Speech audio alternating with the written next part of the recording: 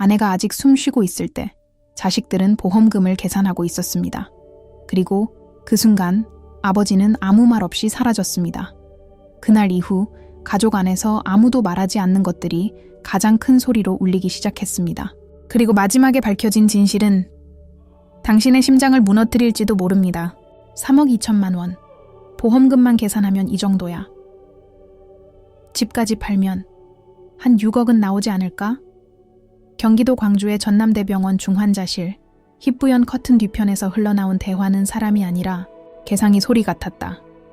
정민은 침대에 누워 있었지만 귀는 또렷했다. 눈꺼풀은 무겁고 입은 열리지 않았지만 귀는 그 어떤 날보다도 선명히 열려 있었다. 피가 식어가는 손등에 부착된 수행 라인, 일정하게 울리는 심장 모니터 소리, 그리고 바로 옆 친자식들의 속삭임, 응급처치 비용만 계속 들어가잖아. 아버지는 아무 말도 안 하고 있고 우리라도 현실적으로 생각해야지. 엄마도 이젠 모르실 텐데 더는 무리하게 연명해봐야. 아무도 몰랐다. 그 말들이 정미의 가슴을 송곳처럼 찌르고 있다는 것을. 그녀는 살아있었다. 단지 움직일 수 없을 뿐이었다. 그리고 모든 것을 너무나 또렷하게 듣고 있었다. 그녀는 아들이 걱정스러운 척하는 얼굴로 간호사에게 식물인간 상태 맞죠? 라고 묻는 목소리를 들었고, 딸이 카카오톡으로 어떤 부동산 중개인에게 어머니 소유의 음식점 문의드립니다 라는 메시지를 보내는 화면 소리까지 들었다. 그 모든 장면이 그녀의 머릿속에 각인되었다. 그녀는 아무것도 할 수 없었다. 단지 듣는 것만 가능했다. 마치 투명한 유리벽 안에 갇힌 유령처럼. 눈앞에서 자식들이 상속 이야기를 주고받는 이 현실은 악몽보다 더 잔인했다. 그리고 그 곁, 창가 쪽 의자에 앉아있던 남자. 그가 정미의 남편 태석이었다. 76세. 오래된 신문 배달 가방을 메고 다녔던 그의 어깨는 지금은 무겁지 않은 가방 대신 말로 표현할 수 없는 절망을 짊어지고 있었다. 그는 아무 말도 하지 않았다. 단 한 번도 자식들의 말이 끝나고 병실을 빠져나간 후 태석은 정미의 손을 조심스럽게 잡았다. 그녀는 움찔하고 싶었지만 손가락 하나 까딱하지 못했다. 대신 눈물 한 줄기가 뺨을 따라 흘렀다. 태석은 그것을 보았다. 그리고 그 순간 그는 결심했다.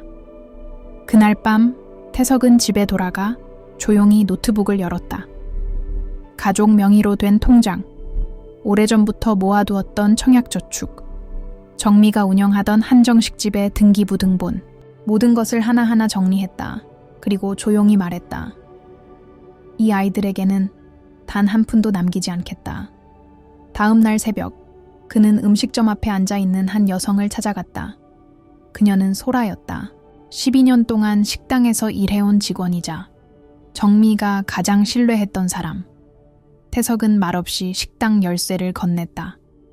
소라는 당황하며 손사래를 쳤지만 태석은 단호하게 말했다.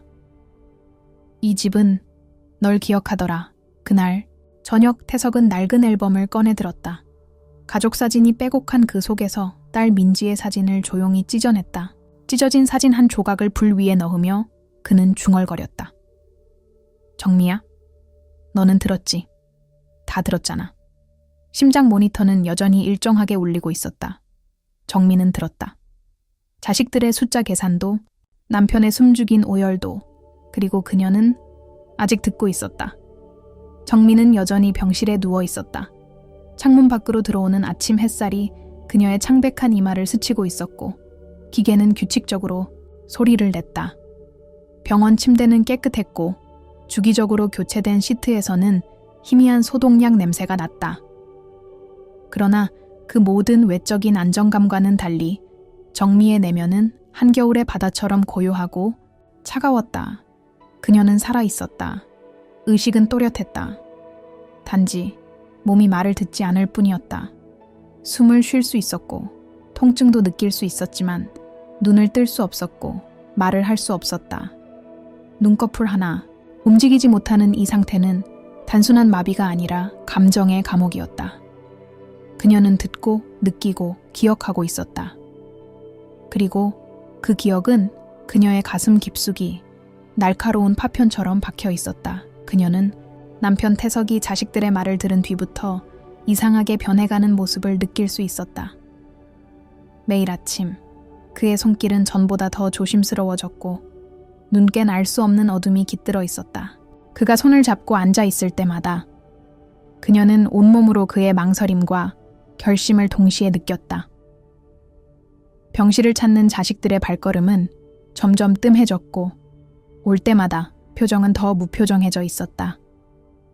그녀가 깨어날 가능성은 점점 낮아진다는 의사들의 말에 아이들은 점차 정리를 시작했다. 장례식장, 보험, 재산 목록.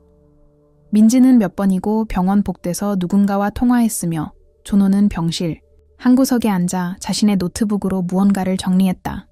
그리고 어느 날 정민은 딸 민지의 목소리를 들었다. 낮은 목소리였지만 분명했다. 이제 어머니가 깨어나셔도 아무 기억 못하실 거야. 그럴 땐 그냥 우리가 도와드린 거지. 그 말에 이어진 조용한 웃음은 그녀의 심장을 쥐어뜯는 듯했다. 그녀는 기억했다.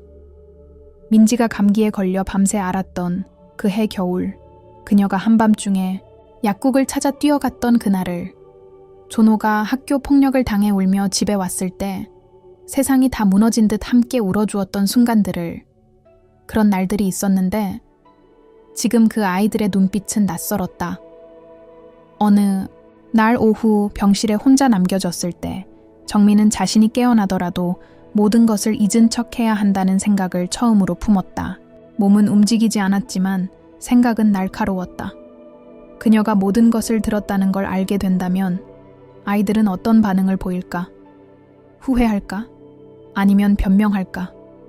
그녀는 아직 용서하고 싶지 않았다. 하지만 복수도 원하지 않았다. 그저 알고 싶었다.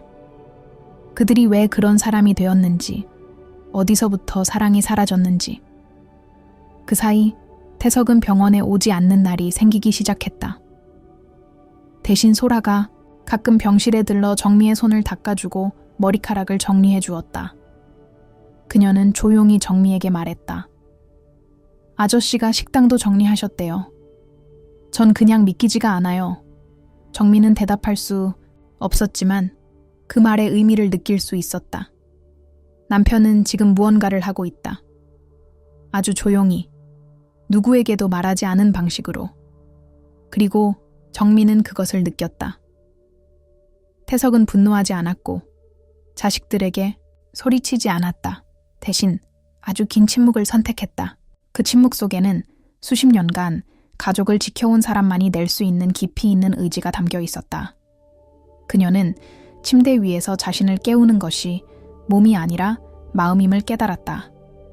몸은 여전히 갇혀 있었지만 그녀의 마음은 점점 깨어나고 있었다.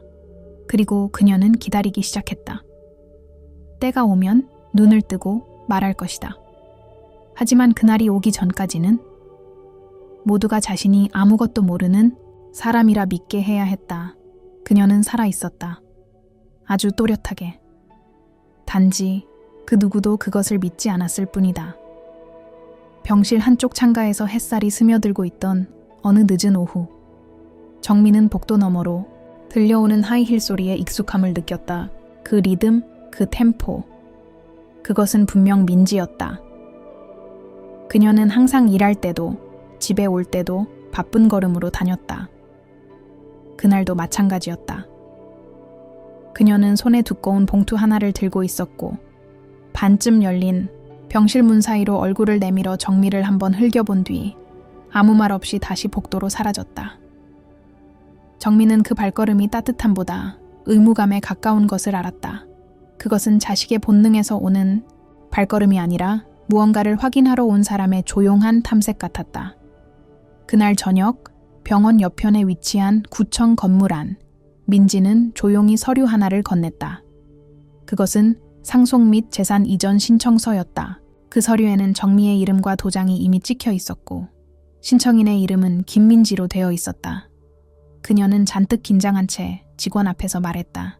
어머니께서 평소에 이곳을 저에게 물려주시겠다고 하셨거든요. 제가 관리도 계속 해왔고요. 정확히 35년간 정미의 이름으로 등록되어 있던 한결식당. 정갈한 반찬과 따뜻한 국밥으로 지역 주민들 사이에서 소문난 한정식집. 그 식당은 이제 법적으로 민지의 손에 들어가려 하고 있었다. 그러나 그녀는 몰랐다. 그날 예상치 못한 사람이 바로 그 건물 안에 있었다는 것을. 태석이었다. 그는 우연히, 그러나 어떤 운명처럼 자신의 주민등록등본을 떼기 위해 구청을 찾았고 복도에서 민지를 목격했다. 그녀가 다급히 서류를 내밀고 속삭이며 설명하는 모습을 멀리서 바라보았다. 태석은 아무 말도 하지 않았다.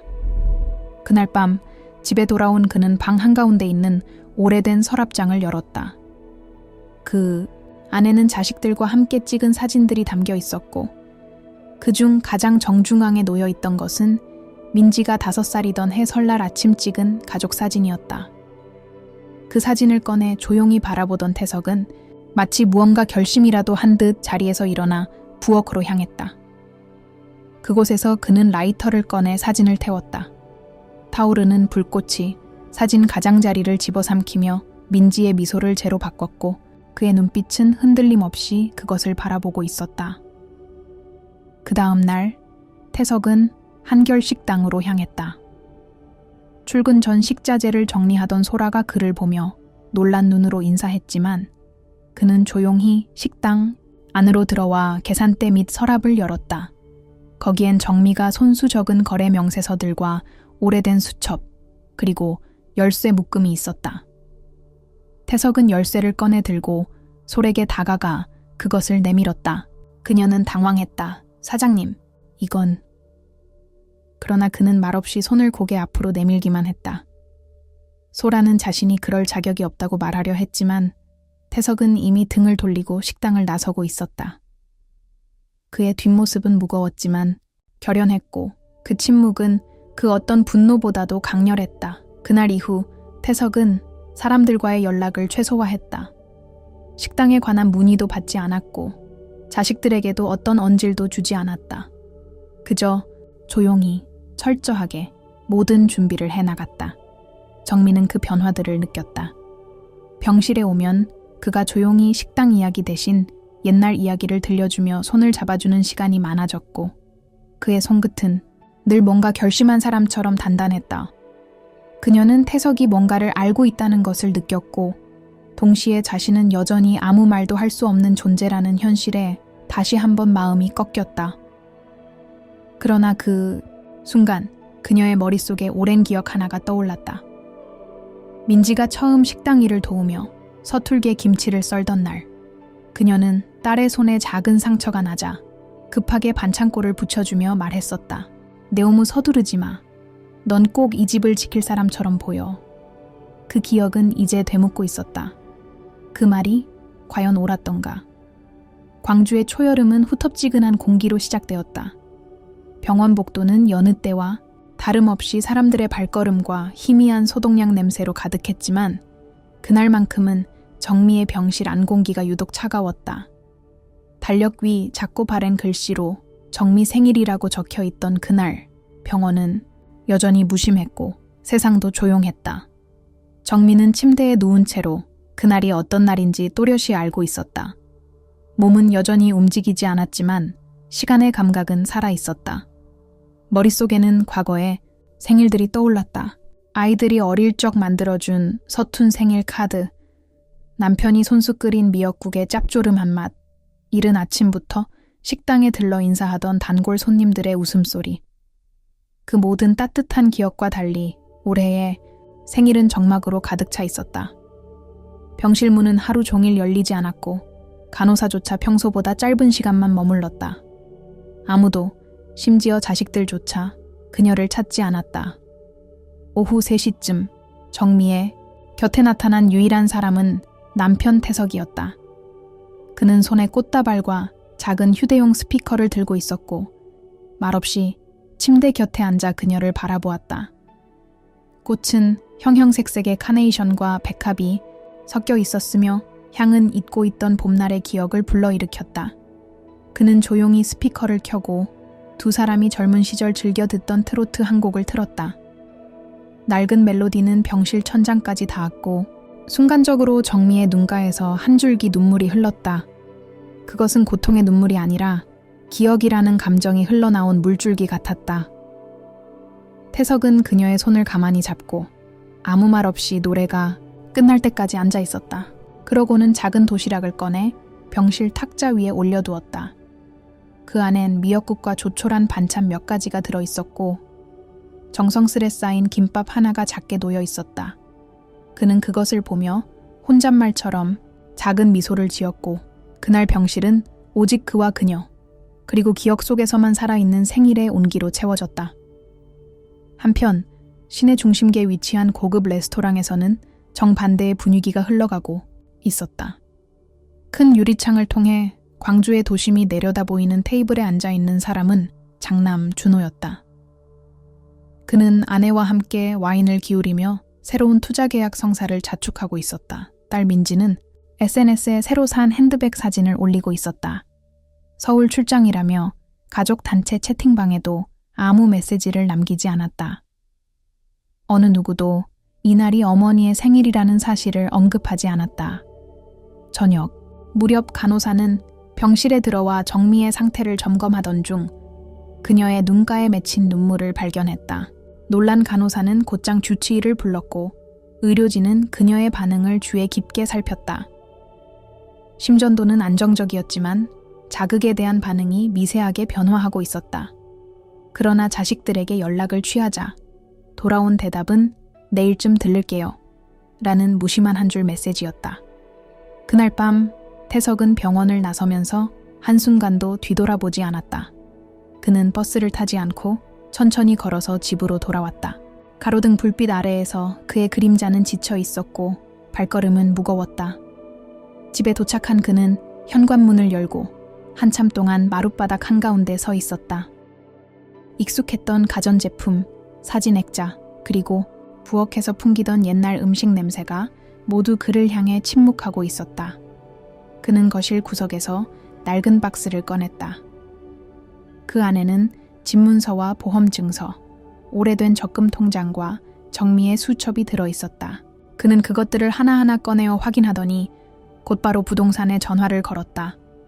몇 시간 뒤 그는 방 하나짜리 작은 월세방을 계약했다. 이삿짐은 많지 않았다.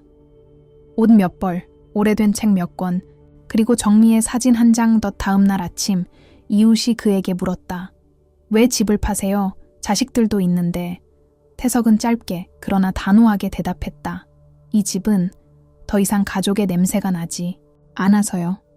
정미가 입원한 병실의 문 앞 조심스럽게 고개를 들이민 한 인물이 있었다. 간호사 유진이었다. 28세, 서울에서 간호학과를 졸업하고 광주 전남대병원으로 첫 발령을 받은 지 몇 개월 되지 않은 신입이었다.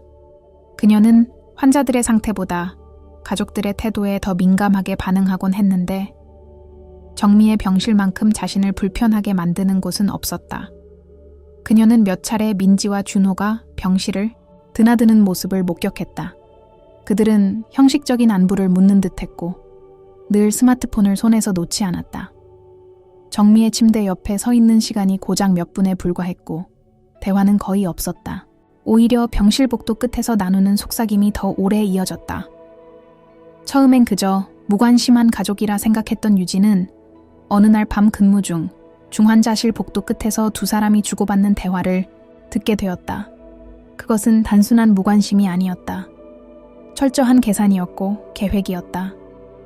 어차피 의식이 없으니까 이참에 정리하자 라는 말이 섬뜩하게 귓가에 남았다. 그날 밤 유진은 병원 시스템을 이용해 비정상적인 행동이 있을 때를 대비해 설치되어 있던 실시간 감시 장치에서 해당 구역 녹화를 확보했다. 평소 병원에서는 개인정보 보호를 이유로 환자 보호자의 대화는 기록하지 않았지만 복도 CCTV는 상시 작동 중이었다. 며칠 후 유진은 자신이 복사해둔 USB를 들고 퇴근 후 원룸으로 돌아왔다. 그녀는 영상 속에서 준호가 복도에서 통화하는 장면을 확인했고 민지가 한 손엔 서류, 다른 손으론 스마트폰을 조작하며 웃는 모습을 클로즈업으로 확인했다. 지금 병원비만 해도 벌써 700 넘었어. 엄마가 깨어난다고 해도 몸 제대로 못 쓰실걸? 그러니까 서둘러야 돼. 보험은 내 이름으로 처리될 수 있게 변호사랑 얘기해놨어. 그 대화의 내용은 충격 그 자체였다.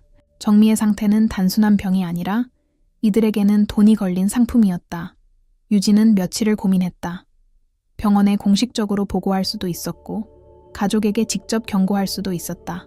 그러나 그녀는 어느 날 광주 지역 커뮤니티 사이트에 익명으로 이 영상을 올렸다. 영상의 제목은 단순했다. 어머니 병상 앞에서 보험 이야기하는 자식들. 처음엔 몇 개의 댓글과 조회수만 올라갔지만 다음 날 아침 영상은 순식간에 퍼져나가기 시작했다. 진짜냐 이거? 이런 자식들이 있나? 눈 뜨고 못 보겠다.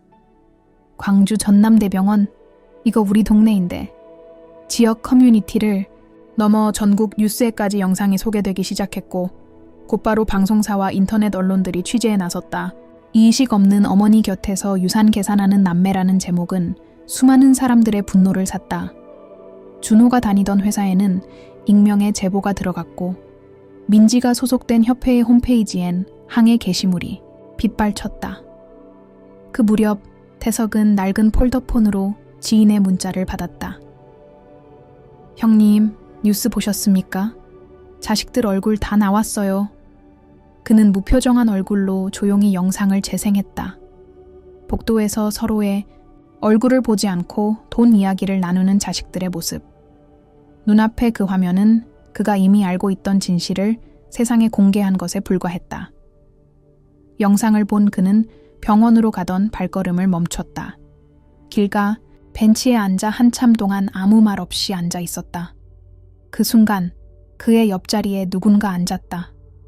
병원 자원봉사자로 일하는 노인이었다. 그는 조용히 말했다. 형님 얼굴이 아주 오래된 포기처럼 보여요. 태석은 웃지도 울지도 않았다. 그는 단지 낮게 중얼였다. 그 애가 다 듣고 있었어요. 병실로 돌아온 그는 조용히 정미의 이마에 손을 얹었다. 정미는 그 손끝의 떨림을 느꼈다. 겉으로는 고요했지만 그 속엔 거대한 소용돌이가 있었다. 이제 세상은 자식들의 얼굴을 알게 되었다. 하지만 태석은 단 한 사람만을 바라보고 있었다. 아직 말은 하지 못했지만 그 누구보다 모든 걸 알고 있는 한 사람. 그 침대 위, 고요한 눈꺼풀 아래 그녀는 여전히 듣고 있었다. 광주 전남대병원의 중환자실은 이른 아침부터 소란스러웠다. 하얀 커튼 뒤편, 병실 사복 7호. 정미의 침대 위 모니터가 미세한 변화를 감지하자 경보음은 울리지 않았지만 간호사들의 시선은 본능처럼 그곳으로 향했다. 그녀는 마침내 눈을 떴다. 처음엔 작게 떨리는 눈꺼풀 하나였다. 마치 먼지를 털듯 조심스러운 움직임이었다. 이내 미세하게 움직인 동공이 천장을 향해 맺혔다. 짙은 형광등 불빛이 흐릿하게 퍼졌고 눈가는 벌써부터 축축해져 있었다. 그녀의 눈은 말을 하고 있었다. 나는 여기 있다. 얼굴 위로 그림자처럼 다가온 간호사 유진이 그녀를 확인했다. 그리고 손끝으로 정미의 손을 잡았을 때 약하게 반응하는 손가락을 느꼈다. 의료진이 즉시 호출되었고 짧은 시간 안에 의사들과 장비들이 병실로 몰려들었다. 의식 회복 판정은 빠르게 내려졌다. 그러나 더 놀라운 건 정미의 표정이었다. 당황하지 않았고 놀라지도 않았다. 마치 깨어날 순간을 오랫동안 준비해왔던 사람처럼 담담하고 조용했다. 그녀는 움직이지 않는 입술 대신 눈빛으로만 반응했다. 의사의 질문에 고개를 미세하게 끄덕였고 손을 쥐었다 폈다. 의료진은 가족에게 급히 연락했다. 준호는 사무실에서, 민지는 카페에서 전화를 받았다. 놀란 듯한 목소리로 대답하긴 했지만 수화기 넘어 그들의 표정엔 불안이 더 가까웠다. 곧이어 두 사람은 거의 동시에 병실에 도착했다. 병실 문이 열리고 자식들이 들어선 순간 정미는 조용히 눈을 감았다. 눈을 뜨고 있는 것이 도리어 감정이 드러날까 두려웠던 걸까. 그녀는 아무 말도 하지 않았다. 준호는 무덤덤한 얼굴로 엄마의 손을 쥐었고 민지는 억지 미소를 띄우며 다행이에요 라고 중얼거렸다. 정미는 미세하게 고개를 끄덕였지만 그 눈빛엔 아무런 따뜻함도 없었다. 그녀는 그 순간부터 모른 척하기를 결심했다. 그녀는 깨어났지만 깨어나지 않은 사람처럼 행동하기로 했다. 기억이 흐릿한 척, 들은 것이 없는 척, 아무 일도 모르는 환자로 남기로. 그 선택은 분노도 복수도 아니었다. 그것은 오직 관찰을 위한 전략이었다. 그녀는 알고 있었다. 무언가 달라졌다. 태석이 더 이상 매일 병실에 오지 않는 이유도, 식당 이야기를 꺼내지 않는 이유도, 아이들의 눈빛에 숨겨진 경계심도, 모든 것이 어딘가 어긋나 있었다. 그녀가 눈을 감은 채로 자식들의 대화를 듣고 있는 동안 준호는 보험 관련 문서를 조용히 수거했고 민지는 병원비 계산서를 자세히 확인했다. 그들의 손끝은 여전히 계산적이었고 눈빛은 여전히 경계로 가득했다. 그날 오후 늦게 태석이 병실에 들어왔다. 조용한 걸음으로 정미의 곁에 섰고 그녀는 천천히 눈을 떴다.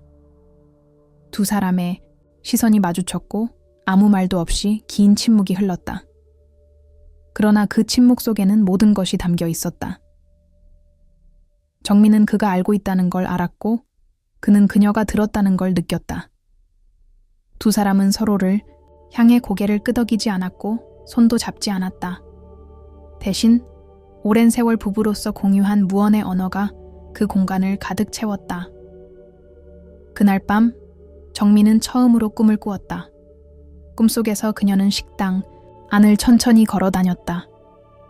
오래된 된장찌개의 냄새, 소라의 웃음소리, 그리고 태석이 서성이는 주방 안 풍경까지도 선명했다. 그녀는 식탁에 앉았다. 그곳엔 아무도 없었다. 텅 빈 그 자리에 그녀는 고요히 앉아 있었고 그 식탁 위엔 손편지 하나가 놓여 있었다. 태석의 글씨였다. 나는 너의 침묵을 듣고 있어. 그녀는 눈을 떴다. 현실로 돌아온 병실은 어둡고 고요했지만 그녀의 마음은 더 이상 가라앉아 있지 않았다. 이제 그녀는 기다리지 않았다. 그녀는 준비하고 있었다. 자신을 잃어버린 가족을 마주할 아주 긴 식사를. 광주 외곽의 작은 주택가에 위치한 한결 식당은 한때 골목의 자랑이었다. 따뜻한 된장 냄새가 매일 아침마다 피어올랐고 정미가 직접 만든 반찬들은 매끼 손님들의 입맛을 사로잡았다. 그러나 정미가 쓰러진 뒤로 그 식당은 조용히 문을 닫은 차에 방치되어 있었다. 창문에는 먼지가 쌓였고 간판 아래 걸려있던 풍경은 더 이상 흔들리지 않았다. 그런 한적한 풍경 속에서 갑작스레 새로운 간판이 걸렸다. 한 맛, 오직 하나의 맛. 글씨체는 익숙했지만 이름은 달라졌다. 간판을 단 사람은 소라였다. 정미와 12년을 함께한 식당의 조용한 직원, 그리고 누구보다 그녀를 사람으로 대했던 이였다. 이웃들은 처음엔 의아해했다. 어떻게 소라가 저 식당을 맡았지? 주인 허락은 받은 건가? 그러나 곧 그 궁금증은 따뜻한 국물과 깔끔한 밑반찬 앞에서 사라졌다. 식당은 다시 사람들로 북적였고 새로운 이름, 아래에서도 여전히 정미의 손맛이 살아있었다. 벽 한편에는 액자가 하나 걸려 있었다. 사진 속 정미는 앞치마를 두른 채 소라와 나란히 웃고 있었다. 그 아래엔 송글씨로 이렇게 적혀 있었다. 가족이란 함께 밥을 먹을 수 있는 사람들입니다. 식당이 재오픈하고 며칠 뒤 준호와 민지는 그 사실을 뉴스 보도를 통해 알게 되었다. 정미 여사의 손맛, 이제 소라가 있는다라는 지역신문의 짤막한 기사였다. 분노한 두 사람은 곧장 식당으로 향했다. 손님들 사이를 비집고 들어간 그들은 주방 뒤편에서 일을 하고 있던 소라를 향해 목소리를 높였다. 그러나 그들은 예상하지 못한 대응을 받았다. 소라는 그들에게 아무런 항의도 하지 않았다. 대신 조용히 작은 상자를 건넸다. 그 안에는 태석이 직접 쓴 손편지 한 장과 열쇠 한 개, 그리고 오래된 가족 사진이 담겨 있었다. 편지엔 단 한 문장만이 적혀 있었다. 당신들은 재산을 잃은 것이 아닙니다. 식탁에서 쫓겨난 것입니다. 그리고 그 자리는 다시는 비워두지 않을 겁니다. 그 순간 민지는 울컥했지만 참았고 준호는 눈을 피했다. 식당 안엔 이미 새로운 사람들이 앉아 있었다. 혼자 사는 할머니, 어린 아이를 데리고 온 아버지, 그리고 말없이 밥을 먹는 노동자들. 그들은 모두 정미가 생전에 따뜻하게 대해주었던 이웃들이었다. 그날 저녁, 정미는 병원 침대에서 소라의 전화를 받았다. 휴대폰을 귀에 댄 태석이 대신 듣게 해주었고 소라는 울먹이며 말했다. 사모님, 손님들이 오셨어요. 그분들이 그때 사모님이 반찬 나눠주시던 분들이에요. 정미는 입술을 굳게 다문 채 고개를 천천히 끄덕였다. 그녀는 알고 있었다. 잃어버린 것은 단지 자식들의 애정이 아니었다. 되찾아야 할 것은 이 식탁의 온기였다.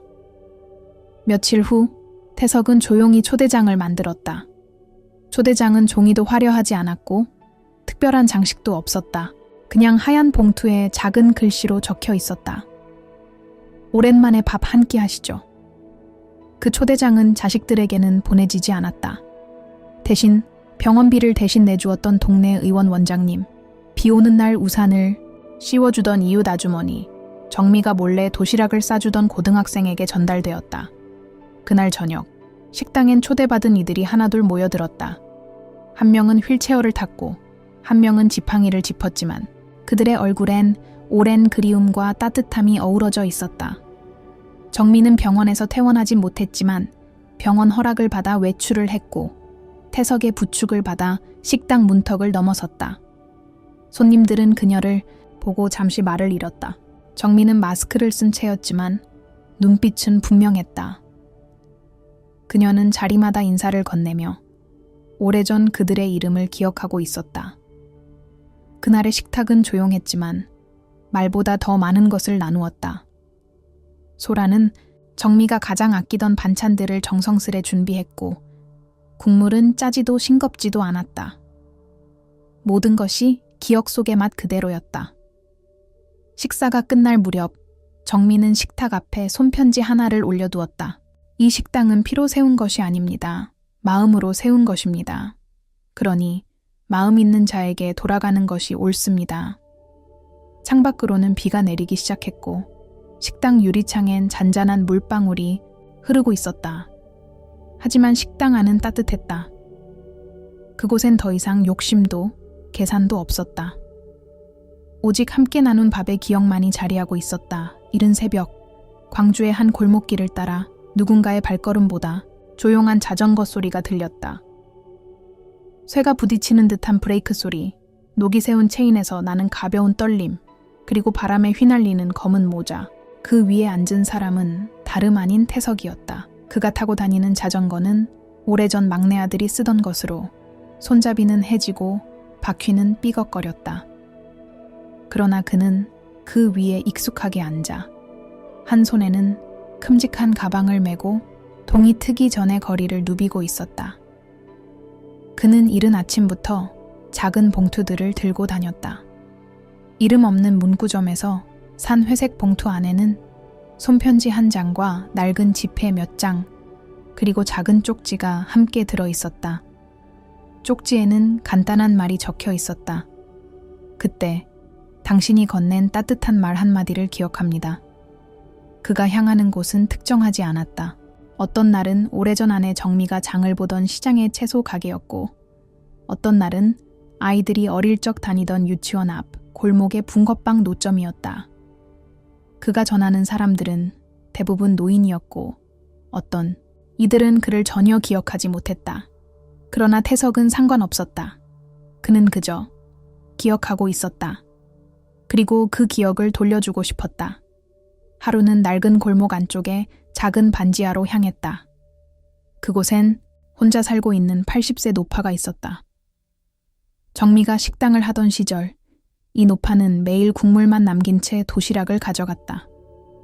대부분은 가족을 위해 싸서 간다고 했지만 정미는 몰래 더 넣어주곤 했다. 태석은 그 문 앞에 봉투를 두고 조용히 돌아섰다. 그는 종종 자신이 쌓아온 것들을 자식들이 가져가기 전에 정리하고 있었다.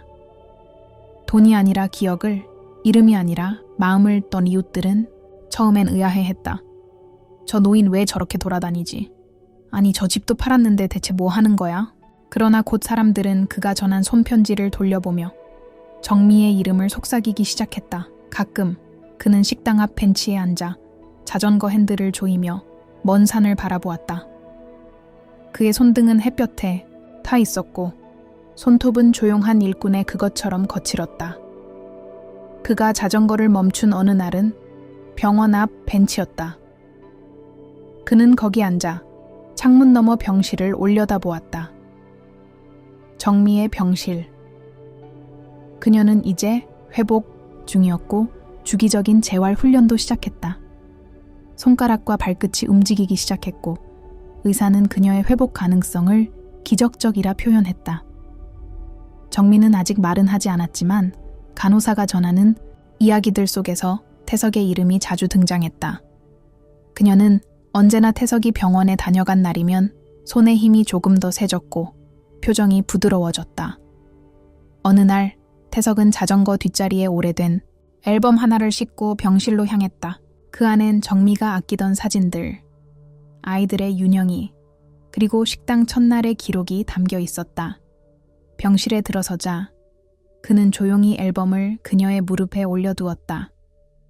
정미는 천천히 한 장 한 장 넘겼고 사진 속 태석의 젊은 시절을 오래도록 바라보았다. 그들은 아무 말 없이 눈빛만으로 대화했다. 그날 정미는 처음으로 작게 입술을 움직였다. 그 입모양은 분명히 이렇게 말하고 있었다. 당신 덕분이야. 그날 밤 태석은 자전거를 정비했다. 녹슨 체인을 닫고 바람 빠진 바퀴에 펌프를 넣었다. 그는 그 자전거가 자신에게 마지막 남은 의무라고 생각했다. 그리고 그것을 다 하기 전까지는 멈추지 않을 작정이었다. 그가 세상과 나누고자 했던 것은 돈도, 이름도, 지위도 아니었다. 그가 나누려 했던 건 정미와 함께 쌓아온 잊혀진 감사였다. 그는 자식들에게 그 어떤 말도 하지 않았다. 대신 세상 사람들에게 그 아이들이 잊은 것을 보여주고 있었다. 그들이 외면한 시간 속에 얼마나 많은 사람들의 마음이 있었는지, 그리고 그 마음이 지금 누구의 손에 돌아가고 있는지를. 자전거 위에 놓이는 더는 무거운 것을 싣지 않았다. 하지만 그가 전한 것들은 누구보다 무겁고 깊은 기억이었다. 6월의 마지막 일요일, 광주의 하늘은 낮게 드리워져 있었다. 비는 오지 않았지만 공기 속에는 비가 올 듯한 습기가 가득했고 사람들의 얼굴에도 그와 비슷한 감정이 배어 있었다. 그날은 특별한 날도 기념일도 아니었다. 그러나 한 장의 초대장이 전해지면서 평범했던 일요일은 조용히 뒤집혔다. 봉투는 작고 수수했으며 이름 없는 발신자가 정성스럽게 적은 글씨만이 존재를 알렸다. 흰 봉투를 연 사람들은 놀라움과 동시에 따뜻한 기억 하나를 떠올리곤 했다. 그 초대장은 태석이 직접 만든 것이었다. 오랜만에 밥 한 끼 하시죠. 단 한 문장. 그 문장이 전달된 곳은 많지 않았다. 병원 청소 아주머니, 정미가 오래전 김치를 나눠준 맞은편 반지하 할머니, 예전 식당에 매일 혼자 들르던 교통경찰 아저씨, 그리고 소라가 손으로 적어준 몇 명의 이름들. 그들은 초대를 받고도 망설였다. 왜 자신이 초대를 받았는지, 그 자리에 가는 것이 무례는 아닐지. 그러나 결국 하나같이 봉투를 가슴에 품고 정해진 저녁 시간에 한맛 식당 앞에 도착했다. 그날 식당의 불은 평소보다 일찍 켜졌고 창문은 반쯤 열려 있었다. 비닐 발판 위에는 가지런히 정리된 슬리퍼들이 놓여 있었고 출입구 옆에는 간단한 손소독제와 안내 문구가 준비돼 있었다. 오늘은 예약 손님만 모십니다. 식당 내부는 전혀 달라지지 않았다. 여전히 나무 벤치가 삐걱거렸고 옛날 주전자에서는 보리차가 따뜻하게 데워지고 있었으며 천장에는 종이약이 조용히 흔들리고 있었다. 그러나 딱 하나 예전과 다른 점이 있었다. 중앙 테이블에 앉아있는 여인, 정미였다. 그녀는 휠체어에 앉아 있었고 회복 중인 모습이었지만 얼굴에는 온기가 넘쳤다. 그녀는 각 손님이 식당에 들어올 때마다 눈을 마주쳤고 이름을 부르지는 않았지만 눈빛으로 환영했다. 소라는 그녀의 뒤편에서 바쁘게 움직였다. 한 그릇 한 그릇 내놓는 반찬마다 정성이 담겨 있었고 모든 음식은 정미가 생전에 늘 차리던 그대로였다. 청국장의 냄새, 간장에 절인 고등어의 짭조름한 향, 직접 담근 오이 무침의 아삭한 소리까지. 식사 중 누구도 큰 소리를 내지 않았다.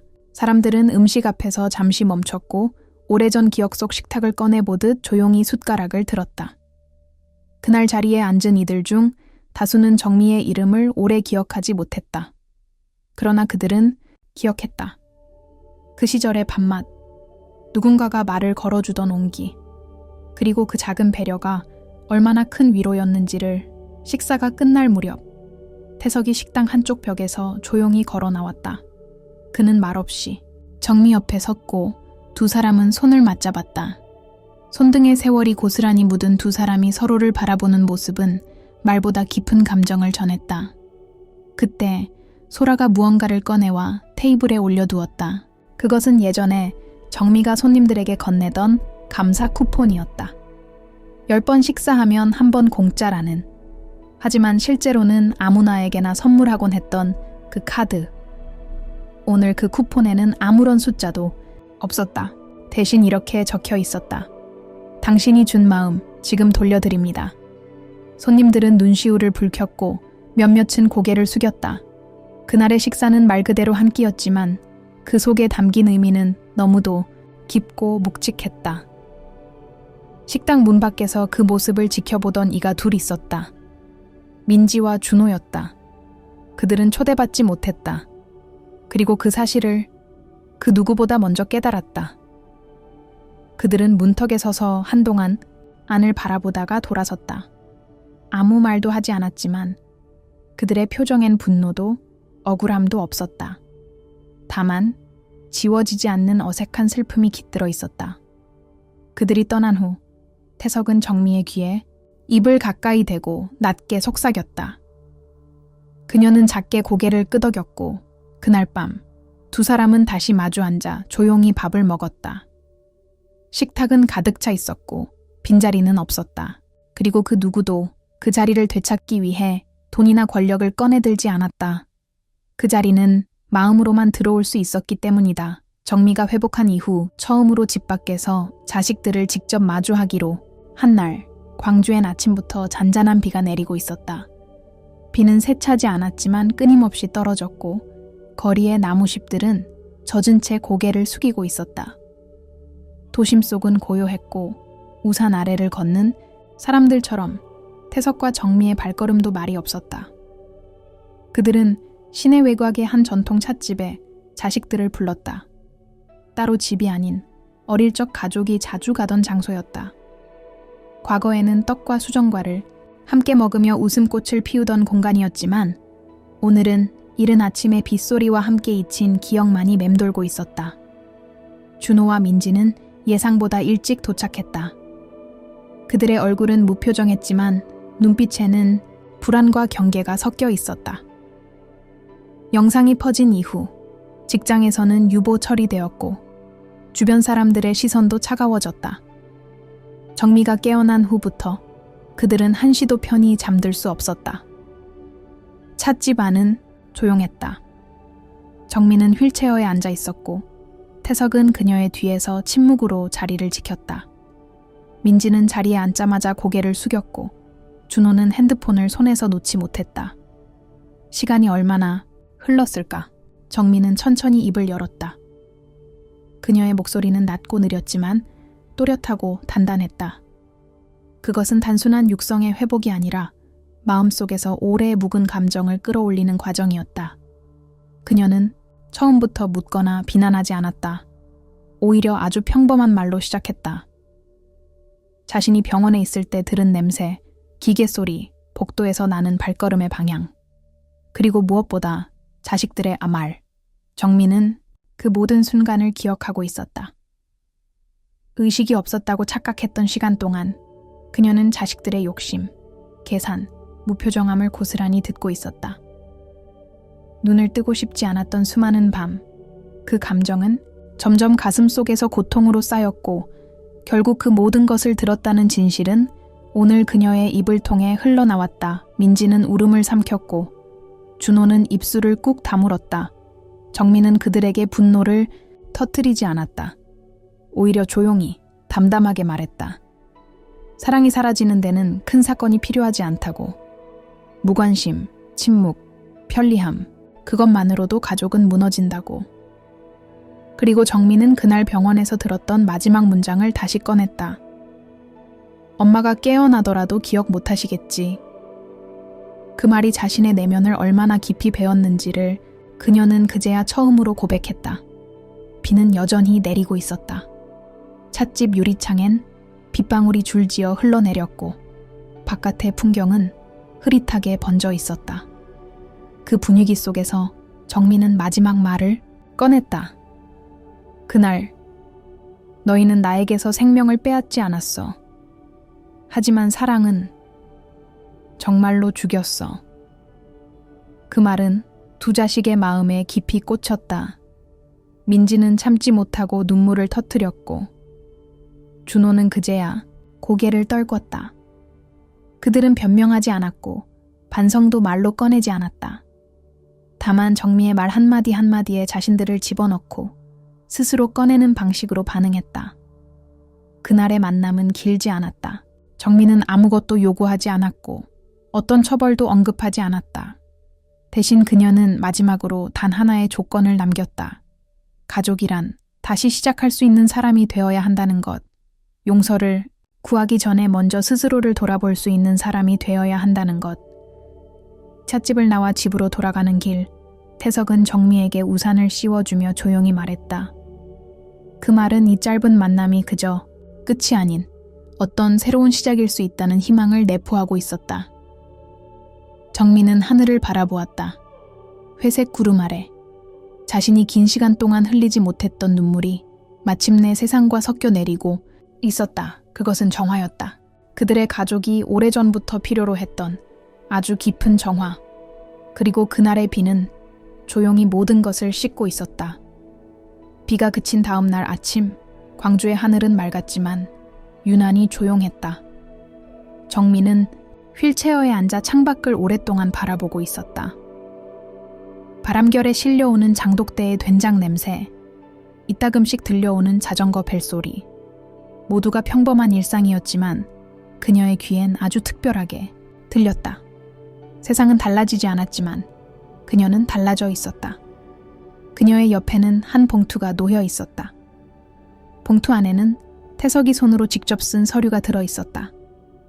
그것은 공식 문서가 아니었다. 공증도 없었고 변호사의 서명도 없었다. 하지만 그 내용은 어떤 법적 문서보다 무거운 결정을 담고 있었다. 그것은 유언장이었다. 단, 누구에게 무엇을 남긴다는 문장이 아닌 누구에게 어떤 것을 되돌린다는 의지가 적혀 있었다. 태석은 자신의 이름으로 남겨진 마지막 적금과 정미가 운영하던 식당의 상호권, 그리고 부부가 함께 살아온 집의 권리를 모두 제3자에게 넘기기로 결정했다. 유언장은 마치 거꾸로 쓴 편지 같았다. 일반적인 유언장이 남겨진 재산을 나누는 것이라면 태석의 유언장은 그 반대였다. 자신이 가진 마지막 것들을 결코 바라지 않았던 사람들에게 되돌려주는 방식으로 쓰여 있었다. 그가 택한 첫 번째 수혜자는 소라였다. 식당을 누구보다 성실하게 지켜낸 그녀에게 한마디의 이름과 공간, 그리고 남겨진 레시피 노트를 완전히 넘기겠다는 것이었다. 태석은 썼다. 이 식당은 손맛보다 마음맛이 더 중요했던 곳이었고 그 마음을 지킨 사람은 너였다. 두 번째는 정미가 어린 시절 봉사했던 지역복지센터였다. 태석은 거기에 부부, 공동명의로 남아있던 소형 상가 지분을 기부하기로 했다. 그곳은 정미가 한때 혼자서 도시락을 싸들고 노인들에게 나르던 장소였다. 그리고 마지막으로 태석은 자식들에게 아무것도 남기지 않는다는 내용을 명시했다. 다만 유언장 맨 끝에 짧은 문장을 남겼다. 사랑이 없던 시간이 너희의 몫이었다면 나는 남은 생을 사랑이 있는 시간으로 채우고 싶다. 그 결정은 갑작스러운 것이 아니었다. 태석은 자식들의 행동을 처벌하려는 의도가 없었다. 오히려 그는 남겨진 것들이 그들에게 또 다른 무게가 되지 않기를 바랐다. 돈이 아니라 기억과 부끄러움으로 살아야 하는 시간이 필요하다고 느꼈다. 그날 저녁, 태석은 두 아이를 조용히 불렀다. 작은 커피숍 한켠에 앉은 그들에게 그는 유언장을 건넸다. 서명도 날인도 없었다. 다만 손때가 묻은 글씨 하나하나에 진심이 깃들어 있었다. 준호는 눈을 동그랗게 떴고 민지는 문장을 읽는 내내 입술을 깨물었다. 그들은 처음으로 어떤 포기의 감정을 맛보았다. 그것은 단순한 재산 포기가 아닌 아버지의 마음에서 이름이 지워지는 듯한 상실감이었다.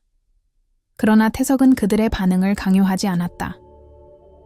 그는 다만 정미를 바라보며 고개를 끄덕였고 정미는 그녀의 떨리는 손으로 그의 손등을 덮었다. 그것은 어떤 언약이자 인생 마지막 장을 함께 넘긴다는 무언의 약속이었다. 그날 밤 집으로 돌아온 준호는 거실불도 켜지 않은 채 소파에 앉아 한참을 있었다. 민지는 방 안에서 그 유언장을 다시 펴보고 서툰 글씨체를 손끝으로 천천히 따라 읽었다. 그녀의 손끝은 점점 차가워졌고 눈에서는 말없이 눈물이 떨어졌다. 그들은 이제 알게 되었다. 부모가 무엇을 줬는가 보다. 무엇을 거두었는가가 더 가슴 아프다는 것을.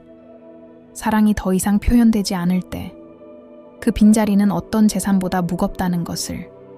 광주의 밤은 조용했고 달빛은 유언장이 놓인 탁자를 비추고 있었다. 거기엔 다시 쓰지 않을 편지가 조용히 누워 있었다. 봄과 여름 사이의 경계에서 광주의 하늘은 다시 흐려지기 시작했다. 이틀 전부터 잠잠하던 바람은 그날따라 유난히 창문을 두드렸고 정민은 병실 침대 곁에 화병 속 국화를 바라보며 아주 오래전 기억에 잠겨 있었다.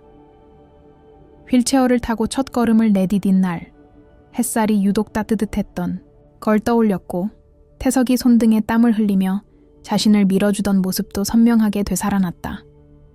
그날 그녀는 아무 말 없이 그의 손을 꽉 잡았다. 말로 다하지 않아도 되는 순간이었다. 그들은 많은 것을 잃었지만 그보다 더 많은 것을 되찾고 있었다. 침묵 속에서 다시 쌓은 신뢰, 서로를 위해 남겨둔 마지막 미소, 그리고 떠나기 전 정리할 수 있는 존엄. 며칠 후 정민은 병원에서 완전히 퇴원했다. 태석은 그녀를 다시 한맛 식당으로 데려가지 않았다. 대신 작은 언덕 너머 보리밭이 보이는 조용한 집을 임시로 구해두었다. 한때 부부가 아이들과 함께 나들이를 갔던 장소 근처였다. 정민은 창밖으로 펼쳐진 풍경을 보며 말했다. 이곳은 기억이 너무 조용해서 좋다. 그들은 이제 하루하루를 기록처럼 살았다. 아침이면 태석이 직접 끓인 미역국을 나눠 먹었고 오후엔 낡은 라디오로 클래식 음악을 들었다. 저녁이면 창밖 하늘의 색을 함께 바라보며 과거의 이야기를 꺼냈다. 정민은 여전히 휠체어에 있었지만 그녀의 눈빛은 예전보다 더 강해졌고 더 단단했다. 어느 날 오후 우편함에 작은 봉투 하나가 꽂혀 있었다. 봉투 안에는 한 장의 사진이 들어있었다. 낯익은 풍경이었다. 광주의 고아원 앞에서 태석이 소라와 함께 미소를 지으며 도시락을 나눠주는 장면. 사진 뒤에는 정갈한 글씨로 이렇게 적혀 있었다. 사랑은 죽지 않는다. 다만 집을 옮긴다. 그 사진을 손에 쥔 정민은 오랜 시간 말이 없었다. 그리고 이내 고개를 숙이고 조용히 흐느꼈다. 그 울음은 비탄이 아니었다. 그것은 끝내 말하지 못한 모든 감정이 한순간에 쏟아져 나오는 해방의 눈물이었다. 며칠 후 정민은 집 근처 작은 절에 들렀다. 태석의 부축을 받아 조심스레 계단을 오르고 기와 및 명부 앞에 한 장의 봉투를 올려두었다. 그 안에는 손으로 직접 적은 짧은 편지가 들어있었다. 나는 이 생에서 미련 없이 살았습니다. 다만 기억해줄 사람이 있다면 더 이상 바랄 게 없습니다. 그녀의 삶은 이제 조용해졌다. 자식들은 여전히 멀리 있었고 그들과의 연락은 뜸했지만 정미는 그 또한 받아들였다. 어떤 관계는 영원히 돌아오지 않으며 어떤 사람은 끝내 변하지 않는다. 그러나 그녀는 그것이 삶이라는 것을 너무 늦지 않게 깨달았다. 정미와 태석은 매주 한 번씩 식당을 찾았다. 손님으로서. 소라는 항상 그들을 따뜻하게 맞이했고 정미가 남긴 요리법은 여전히 주방 안에서 살아 숨쉬고 있었다. 어느 날 식당 구석에 앉은 정미는 식탁 위에 조용히 한 장의 종이를 놓았다. 그곳에는 짧게 이렇게 적혀 있었다. 식탁은 함께 앉는 사람의 마음을 담는 그릇입니다. 오늘 나는 아주 따뜻한 그릇을 받았습니다. 그녀는 더는 복수도 용서도 바라지 않았다. 오직 마지막 순간까지 품위 있게 살기 위한 하루하루만을 선택했을 뿐이었다. 그리고 그렇게 정미의 삶은 소리 없이 흘러갔다. 광주의 하늘은 여전히 흐렸고 사람들은 바쁘게 살아갔지만 누군가는 그녀의 이름을 기억했고 누군가는 그녀의 도시락 맛을 그리워했다. 준호와 민지는 어느 날 각자의 방식으로 한맛 식당 앞을 지나쳤다. 들어가진 못했지만 유리창 너머에서 어머니의 사진을 잠시 바라보았다. 그들의 표정엔 후회도 미련도 남아 있었지만 그 어느 때보다 조용했다. 그들의 발걸음은 다시 분주한 도시 속으로 사라졌지만 그 마음속 어딘가엔 지워지지 않는 이름 하나가 남아 있었다. 정미. 그 이름이 뜻하던 것은 단지 한 여인이 아니라 한 시대, 한 가정, 그리고 되돌릴 수 없는 진심이었다. 삶은 계속되었고 돌아오지 않았다. 하지만 누군가의 기억 속에 남는다는 것, 그것이 가장 조용한 승리였다.